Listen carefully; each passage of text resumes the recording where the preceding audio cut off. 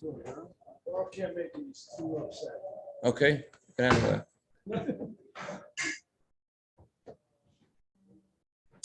All right. Dedicate our share tonight, Uli Nishmas, Reb David's mother, Mar Zara Bas, Mordechai Hirsch. Tonight's her third yard site. Fifth yard site? Oh, wow. And tonight, unfortunately, there's a terrible tragedy. Rachmana litzlan. Dedicate our Divrei Torah, Neshama of Marsli Ora Bas Rachmim Shmereni. Neshama should enter Gan Eden and speedily be united with her family. Zechal Yisrael, Chias HaMesim. They're mamish tzaddikim gemurim, their Shmenis. Every day, her mother davens all day, tilling for her children. Shem Shem Rachmana. Send the new Mashiach. Okay, let's learn some halacha in the Shmasam. So a few weeks ago, we learned in the Torah, you're not allowed to make any images. In the Ten Commandments, it says, you're not allowed to make any images. And the Gemara in Rosh Hashanah, Daf Chavdal and Beis says that the prohibition is not only to make an image of the sun and the moon, you also not allowed to make any images of anything that was used in the Beis HaMikdash. You can't make, like this week's Torah portion talks about how to build the Beis HaMikdash. You're not allowed to make a menorah. You're not allowed to make a table used in the Beis HaMikdash. In fact, when they made the menorah in 770, that's a replica of the menorah in Beis HaMikdash. If I remember correctly, it was the sixth night of Hanukkah. And because of the sixth night of Hanukkah, there were 7 candles. And the Rebbe saw it, and they walked in. The Rebbe said they should turn, if I remember correctly, the Rebbe said to turn off the shamish of the menorah, because since it was the sixth night of Hanukkah, it looked exactly like the menorah in the Beis HaMikdash. And therefore, the Rebbe said they should turn off just for that night, since it was the first time they brought it in, it shouldn't look exactly, because it was fashioned exactly like the menorah in the Beis HaMikdash, with the, as it says in the Sifrei Torah portion, exactly with the bulbs and the flowers and the gold. Okay. So that's as far as making things as a replica of the Beis HaMikdash. Even today in Eretz Yisrael, there are many different organizations that try to replicate things that were done in the Beis HaMikdash, but there's a caveat, it can't be exactly like it, otherwise it's transgressing this prohibition. But on the surface, the prohibition is not about replicating the Beis HaMikdash, as Gemara says. On the surface, the prohibition is to make any images. And the question is, what about today? What about pictures? What about making a painting of the sun and the moon, paintings of the zodiac? What about coins? Coins have a protruding image of the president, the dollar bill. We have images all around us, and the question is, how do we navigate these images today, and how do we understand exactly what is prohibited and what is permissible? So the Gemara gives an example of a ring. There is 2 kinds of rings that create images. There is a ring that has an image inverted on the ring, a signet ring. So when you put that ring on the wax, so that it causes there to be a protruding image from the wax. Then there is a ring that has an image protruding out of it. So that's placed in hot wax, it causes an inverted image of whatever is on the ring. So Gemara says the inverted image is okay. The only problem is protruding image. And even the inverted image is only okay if you don't use it. But if you use it, you're creating a protruding image. You're not allowed to create a protruding image. An inverted image is okay. A protruding image is the problem. That's what the Gemara says. I'm not sure I understand. If you have a ring, right? Yeah. And there's a face sticking out of it, yeah. You put it into hot wax. Right. So do an inverted image of let's say Washington. Right. That's fine, the Gemara says. But if you have an inverted image on your ring and it'll create a protruding image on the wax, that's a problem. Conversely, if there's a protruding image on your ring, what it creates in the wax is not a problem. But the actual ring that you own is a problem because there's a protruding image. I don't have a protruding image. But there's tons of this. We're going to get there. We're going to navigate everything. So Shulchan Aruch, it says, based on this Gemara, it says, okay, so inverted images are okay. If inverted images are okay, so therefore paintings are okay. The only problem is to have a protruding image. If it's inverted, and how much more so it's not inverted, it's not an image at all, it's just paint, for sure it's okay. But the problem is Tosfos. Tosfos says that Rabban Gamliel in order to cross-examine the witnesses, time of the Bezdin Sanhedrin, they had to determine when Rosh Chodesh was. People would always come and testify what if they saw the moon, they didn't see the moon. He knew astronomy, and he was able to know exactly not only if the moon would appear, but what shape the moon would be. In order to cross-examine the witnesses and for his own research, he had many images of various moons, crescent, and all the different shapes that the moon is. So he had all these images. So Gemara says, oh, if you're saying that is a problem to have an image, how did Rabbi Gamliel have an image? So the Gemara gives many answers. The first answer is there weren't really images, there weren't really things, there were no substance, it was just an inverted image. That's the Gemara presents the first answer. The Gemara brings many other answers. Tosfos says the Gemara doesn't like the first answer because Tosfos that inverted images are also a problem. And that's what the Gemara doesn't like the first answer. I disagree, says Tosfos. Inverted images are a problem. It says in Rosh Hashanah, inverted images are okay. It says it depends. If you're making an image of the sun and the moon, that to our eyes, we only see two-dimensionally, right? We see the sun and the moon, it's all like, it's all flat from our perspective. There is a sun, there's a moon. But from our perspective, it's all flat. Therefore, Tosfos says, if you were to make a painting of the sun and the moon, it will be identical to the way you see it. And therefore, although the Gemara says in general, you cannot make you could make an inverted image, but if it's flat, but Tosfos says regarding the sun and the moon specifically, since the sun and the moon specifically to us appear as flat, therefore Tosfos says it's forbidden to make a flat image as well if it's the sun and the moon or the zodiac or whatever. That's what Tosfos says. And therefore, according to Tosfos, it's forbidden, according to Tosfos, to make a painting of the sun and the moon and the stars. That's Tosfos. Then there is the Ramban. The Ramban says, I don't like this whole thing of making a distinction between inverted images and protruding images. I think inverted images are also an issue, period. Even images of man.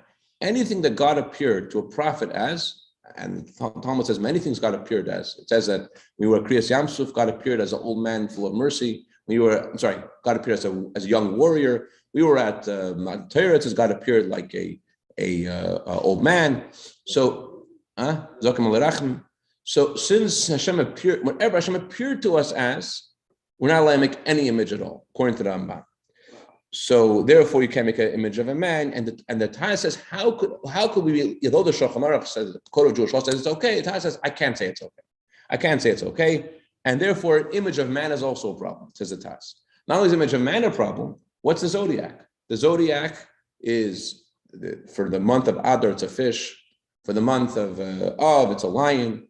There's a sheep. There's a bull. There's all the different kinds of animals. Therefore, says the Taz, I say not only is it forbidden to make the sun, the moon, and the stars, it's also forbidden to make an image of man.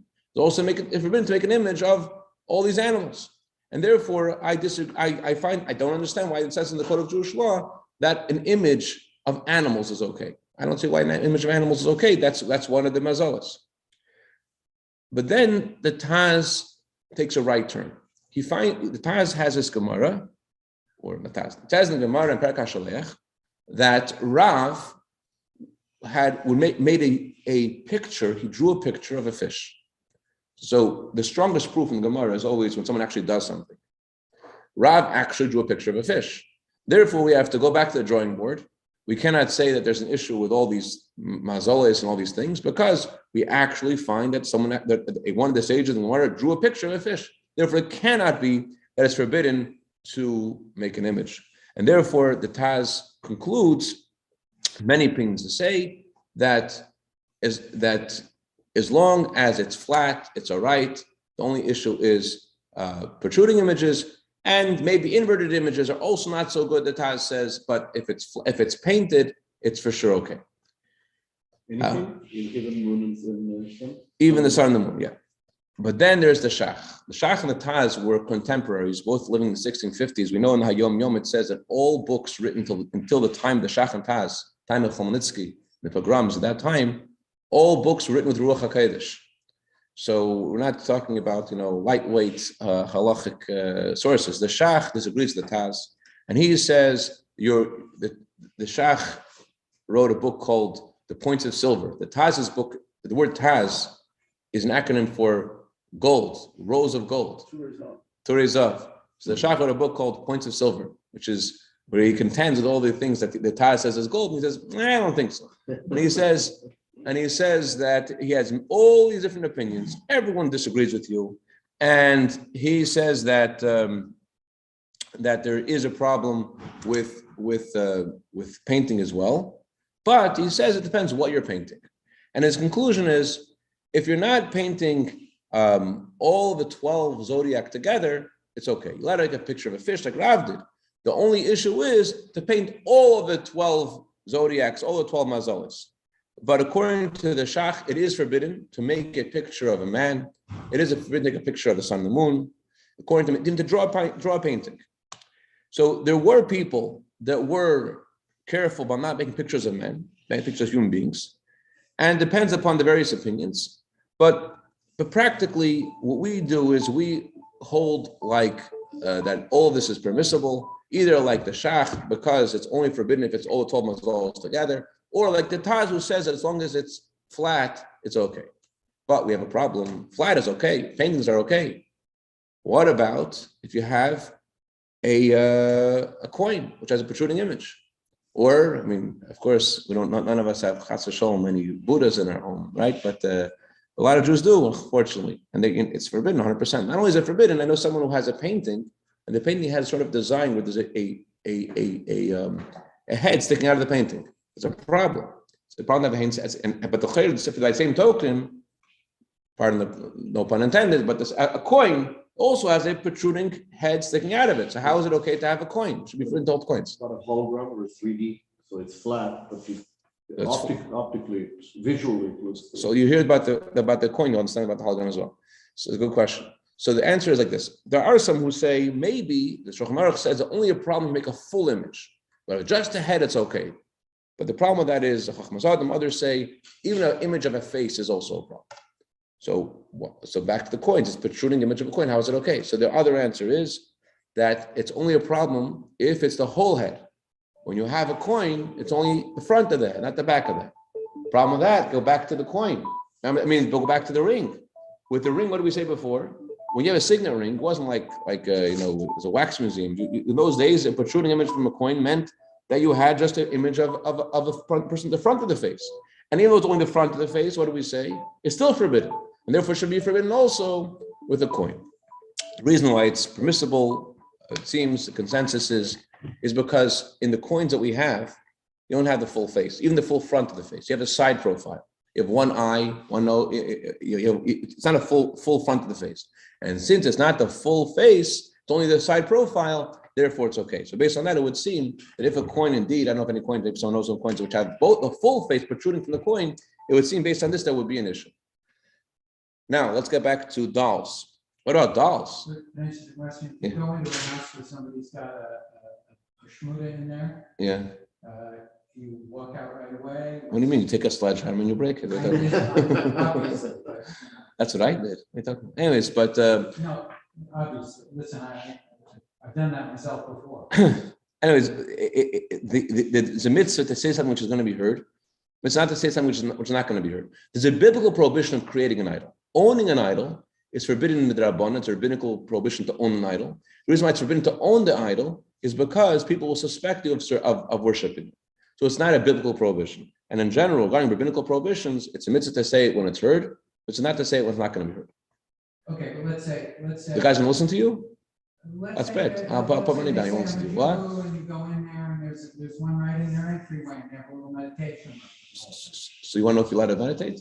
You're allowed to go in there. What are you asking? You're allowed to go in there. No, I want to know if you're allowed, if you have to just turn around and say, I can't be here. This is the house of idolatry. I haven't heard any problem with being there. I mean, it's not, you're not going to a church. I mean, maybe it's a meditation room for spill for the Buddha. That might be an issue. Yeah. Okay. Okay. So getting back to dolls. What about dolls? So a doll, anything which, if you have an actual image of something, and that's an image of a head or whatever. It's not just a picture, but an actual statue. That's Avoda Zara. That you're not allowed to own that. What could you do? So what you could do is you could cut off its nose, or you could artistically change its nose to be, I don't know what. But regarding why are we leaning with dolls? How can we allow dolls? Dolls seem to be the same thing. The reason we're leaning with dolls like this. Okay, let's go back to Rabbi Gamliel. Teddy bears. Well, teddy bears is not a man. Yeah. So some say that according to the one being mentioned before, the only problem with animals, but the consensus is that the only problem is with the man. So the reason why dolls are okay is because we learned this from back to Rabbi Gamliel again. Rabbi Gamliel had these moons. How did he have these moons? So the Gemara says, why was it okay to have the moons? So one thing the Gemara says is he used it to study. Why does it help if he used it to study? So the Maharit uses these words, which I think need to be explained. The Maharit says it was for a temporary usage, and therefore it's okay, and therefore to play with is also okay. What in temporary? I don't think it means temporary that it was only he threw it out after a week. Probably kept these moons, all the time. I think what it means is if you have something as a design in your home, what's the problem with owning an idol? The problem with owning a picture, owning a statue rather, is that people will suspect you of idol worship. When is that an issue? That's an issue when it has no function, when it doesn't have a function. If it has a function, it may be there for a long time, but since it has a function, no one will suspect you of idol worship because you know what you're using it for. Rabbi Gamliel used it to cross-examine the witnesses. If you have a toy for your, the statistics say that kids don't play with a toy more than once. 90% of toys are thrown out after the first usage. Whatever, it doesn't matter how much they beg for it, they use it once and it's thrown out. And that's how it is. No matter how much you spend for it, doesn't make a difference. Anyways, so that's business, right? How much? What statistics? The statistics, well, depends on the toy. Depends on the toy. But I'm just saying, toys, Toys R Us. until they're 8 years old. I heard like After 8 years old, they're in the computer. so When I started, it was 15. toys last till 15 years old. Yeah. So you're saying toys? I mean like blocks and whatever. Whatever toys are. dolls, games. I see my own family. I don't know, maybe I read one statistic that I don't know what age kids. I don't remember what kind of toys, but like kids use it one time and then they don't. Absolutely. And that's why I have in my family. It depends, I guess, on what the kind of toy is. If it's electronics, they don't throw away. The Kindles, they still have it. Don't throw away the Kindles. Anyways, getting back to it. So since the doll has a function, therefore, it's not a problem to have a kid to have a doll because it's not. If it was an image just as a decoration, that's there permanently. It's a problem. But if it's just there for the kid to play with, that's just like the story of Rabbi Gamliel who used it for a function. And therefore, it's okay. I can't find it. I know for sure. I saw this myself. The Rebbe said it's good for kids to have dolls. That way, a child will learn how to take care of kids when they grow older. And therefore, not only is it okay, the Rebbe said it's a good thing for kids to have dolls. And that's what I wanted to share tonight. Any questions, comments? The Rebbe? The Rebbe said that, yeah. Don't ask me where. I tried to find it. I couldn't find it. No. I know it's 1978. I couldn't find it. Curious. Yeah. What he said. I'm pretty sure. I'm 100% sure. So I just can't find it. Any other questions, comments?